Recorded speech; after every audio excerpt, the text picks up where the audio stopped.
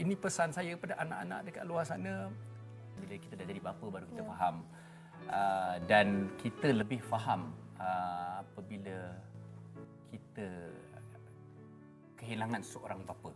Kalau boleh diundur masa, banyak lagi kita nak buat dengan dia. Sedikitlah kalau saya boleh kongsikan terkilannya saya ialah bila kali terakhir jumpa dia tempoh hari, saya tak peluk dia. Tak peluk dia. Kerana itu bukan kebiasaan kami. Ayah dia memang orang tegas kan. Dan saya tak sempat nak cakap dengan dia yang saya sangat menyayangi dia. Saya sangat bangga dan berterima kasih dengan dia. Dan saya harap dia bangga dengan saya. Pasti.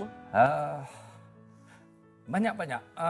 Ini nasihat saya pada anak-anak kat luar sana. Ayah macam mana tegas pun, ayah macam mana dia tunjuk dia hebat, dia hero ke, dia macam nak tak nak peluk je lah dia. Peluk dia, cium dia. Kerana ayah ni memang begitu. Ayah memang begitu. Jangan nak tunggu-tunggu, jangan kita ada perasaan yang tertahan kerana bila dah tiada tu, inilah perasaan-perasaan yang akan hadir, yang akhirnya yang memujuk hati adalah doa-doa kita untuk dia setiap kali waktu solat, setiap kali kita teringat. Ini pesan saya kepada anak-anak dekat luar sana, baik ayah, baik ibu, tunjuklah kasih sayang. Ambil gambar banyak-banyak, peluk.